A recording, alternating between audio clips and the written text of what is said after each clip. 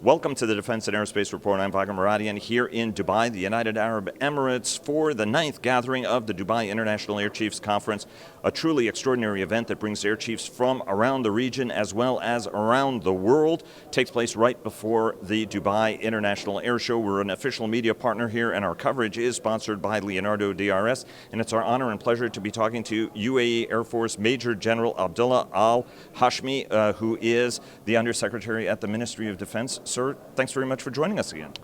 My pleasure. Thank you very much for having me. So it is a very, very high-tension time in the region. Iran obviously is restarting its centrifuges that has the region and the world on edge. And then there was the strike against the Saudi Aramco facilities also, which was seen as a very threatening action. General David Goldfein addressed that, as did your leadership as well. Talk to us about the regional dynamic, the regional situation, and how everybody around the world needs to be thinking about this challenge. Well, first of all, I think Iran's act is not new in the region. Iran has acted irresponsible a couple of times or a few times before. The attack on Saudi Aramco is not attack really on Saudi Aramco itself. It's attack on the world economy. And I think the whole world has to be concerned about that. And I think the whole world has to unite their thoughts and requirements to stop such act, because the impact is not going to affect Saudi Arabia itself or the GCC area itself. It will affect the whole world. We are here in the UAE monitoring everything is happening. We are looking at things from obviously a soft power view, using the diplomacy as much as requirement. I don't think the region going into war is going to help anybody, neither Saudi Arabia or the GCC it's completely. I think the whole world has to come up with a way to deal with Iran and stop such acts which really influence or impact on the whole world. From a capability standpoint, the nature of the attack, the combination of cruise missiles, as well as very, very precise use of unmanned aircraft was seen as a watershed. The attack was conducted in a way not to completely shut things down, but in order to be able to deliver a very message that that kind of capability exists. What are some of the things that the United Arab Emirates is doing to build up its capability and defenses in case these sort of techniques are used against you? In the UAE, I think we are always evaluating our capabilities, and we are looking what's available to prevent such impact on the UAE itself. And also, in the same time, we have great alliances with our friendship with different friends around the world. And I think General Goldfein today mentioned that to face the threat alone is difficult, but you always have to face those threats with your friends, and you firm a strong fist to stop such attacks. And like I said, in our evaluation for our capabilities, we are very aware of what happened, and we are on the right track to be able to defend or defeat such threats if it comes to the UAE. Are you able to discuss the kind of capabilities you guys are fielding at this point? Not really at this point, but I assure you that we are working on it, and we are on the right track. Let me ask you about partnership and cooperation. General Goldfein also mentioned Qatar, with which the tensions have been running high with the United Arab Emirates and Saudi Arabia, as well as the Qataris.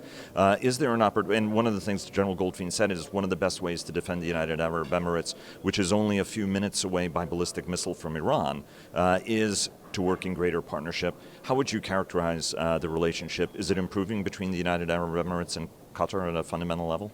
Well, first of all, I shall hope it is no borders anymore in that relationship. You know, we go back as we were together. We always said that. We always look through dialogues, but unfortunately, the way it is going on right now, it is going better than before.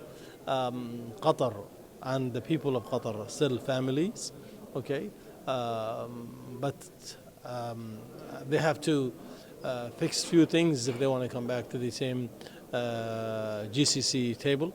As a goodwill, we are participating in the Gulf soccer tournament, which happens only for the GCC countries in Doha with the UAE national teams, which is really, this is not an official FIFA kind of tournament, but right. UAE and Bahrain and Saudi, we are participating. So we have nothing against Qatar except the bad acts which has used to be there before. I think we will go one day back, and we should hope that they come soon. And what would you like Doha to do, to clarify it? We talked about it a little bit last time. What would you like from the UAE perspective Doha to be doing? Well, I think I'm a military man. I'm not really at a point where I can say what they should do. I think the politicians have spoken. The King Salman has said there are 13 points. I think that those 13 points are still exist. Otherwise, it is up to the leaderships to decide. For us, I think we would love to have Doha back one day to the GCC, and we be stronger as a one fist than being separated. Let me talk about capabilities development. The topic of the conference is blending the high-end capability with the low at a time when we were having so much technological revolution. We heard from the chief of the UAE Air Force, for example, all of the efforts to get there. I loved his reading list, by the way, how to think about this fourth industrial revolution, starting from the dummies part all the way to the advanced part of it. UAE has prided itself on extraordinary capability. In fact, the first UAE astronaut also was in the audience as well, which was incredible. Talk to us about technology development, the strategic approach you're taking to make sure that UAE armed forces remain on that cutting edge, because that's something that the United Arab Emirates has always prided itself on. I think we are, like I said before, on the right track. We have just launched Edge company as one of the biggest companies in the UAE, and basically by name and by default it is the Edge technology. So part of the job for Edge is to merge that high and low technology and make sure the transaction is really happening over there. We are in the UAE, we plan things properly, and I think this conference by itself speaks of what is really happening, that we know there are changes, that we know where we want, that we know what we exactly require and where we're going. So you said it, the astronaut is here. Whoever thought that there's going to be an astronaut from the UAE? But we are thinking ahead. We are following our leadership, who are really great guidance for us. And I think they are way ahead of what we think, but we follow them, and we are on the same track with the leadership to reach where we want. Two more questions, because I know your time is tight and you've got to go. First, putting aside international views of what's happened in Yemen or not with the Saudi-led coalition that you're a part of. Talk to us a little bit about some of the operational lessons learned from that. Good lessons, bad lessons, and how they're shaping your fundamental strategic approach, both on a modernization count, but also operationally, and how you think about complex operations. Because if you look at UAE armed forces, we're engaged in Libya, we're engaged elsewhere in the region, and have been playing a much, much more active role. Talk to us about some of the lessons that you learned from that very, very difficult and challenging campaign. I think the lessons which really are very important in my opinion, you fix them in your capability building. So You cannot just say this is the lesson, I'm going to do this differently. It is not only different, it is planning different, it is requirement different, equipment different. It's really a complicated lesson learning. So yes, we are in the UAE, we look at our lesson learned, but those lesson learns are sometimes many, sometimes very little, and sometimes you achieve the job perfectly. In Yemen, we were there for a mission, and I think that mission was to restore the legitimacy. The zone that was responsibility of the UAE. We achieved our mission 100%. We managed to liberate the areas from Houthis who were there, and not only liberate, we built or rebuilt the city, roads, hospitals. We even got people to get married together. So we gave them life, hope, prosperity, and peace, health. So it is a combination of many things. So I think when we go into somewhere, we try to do it right, not only to achieve a mission, but to make the people of the city or the area love the flag of UAE when it is in their land. Not to stay there, but to give them the support. And then when it's over, the mission was over, we are back to the UAE. Now it's all left to diplomacy. And I think they are reaching an agreement in Yemen. And again, if there is anything, we can say thank you, UAE. When you're looking, though, at some of the lessons of precision and intelligence fusion and all of this, what were some of the lessons that were learned from that piece of it? Because every country, depending on the nature of the operation, is always trying to minimize civilian casualties. What are some of the lessons you've learned that you're incorporating into how you're stepping up the game for the future? Yemen was a special case.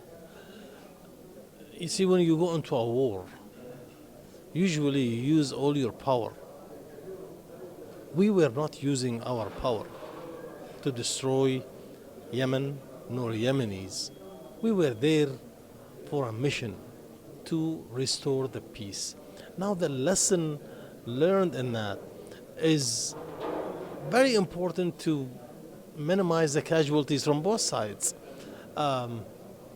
Maybe things we have done, we lost lots of people.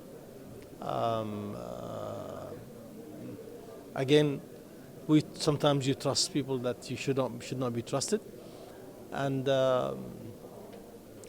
it's a war.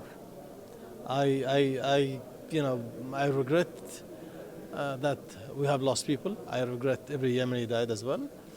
I hope that the world come to peace and there will be a happier land to live on. Let me ask you a last modernization question. It's the Dubai International Air Show. It's one of the world's most important air shows.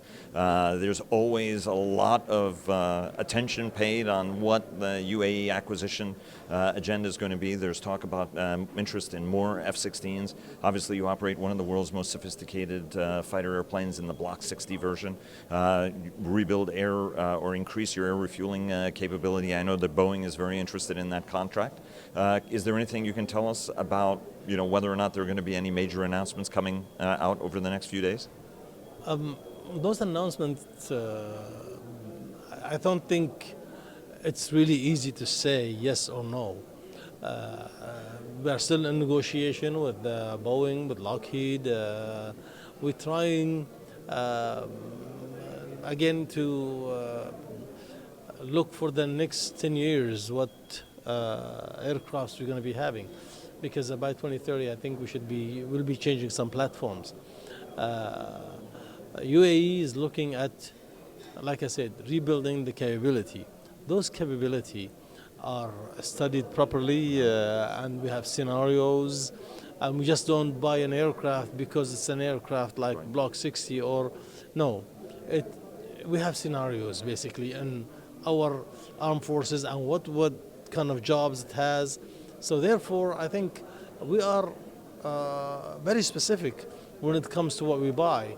And I think a good example is the Block 60.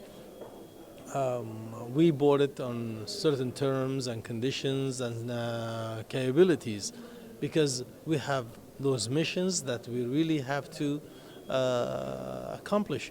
It is not just an aircraft flies with a certain amount of weapon. So, and it is again a complete armed forces capability. It's not just an aircraft here or a tanker there or a cannon here or a tank there. No, it is a complete evaluation for the armed forces and what does really the UAE armed forces require to accomplish those scenarios that we have for the armed forces. Do you see the F-35 playing into that calculus, given so many senior leaders have seen that as kind of a key capability as you do that long-range planning?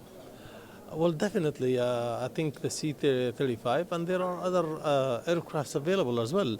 But UAE, like I said in the last time we spoke, I said, yes, we need the GSF-35, but again, the GSF-35 needs to be in the UAE because having the Chief of Staff of the U.S. Air Force sitting on the stage here today talking about being one fist is just another example of how close we are and how can we support each other. So only good things going to come out if the GSF-35 comes to the UAE. Message received. One last question, which is on the ERI capability. Big focus of the conference is greater integration, greater. How important is the ERI capability for you to do that kind of interoperability, both regionally but also with partners from around the world? I cannot say any more than what's been said on the stage. It is really important. It is not important. It is a necessity that we do that because it is the only way to go for the future. Sir, thanks very, very much. Major General Abdullah Al-Hashmi, who is the Assistant Undersecretary at the Ministry of Defense. Sir, it's an honor and pleasure always. Thank you so much. Thank you. Thank you very much. I'm honored to be here again, and I enjoy talking to you.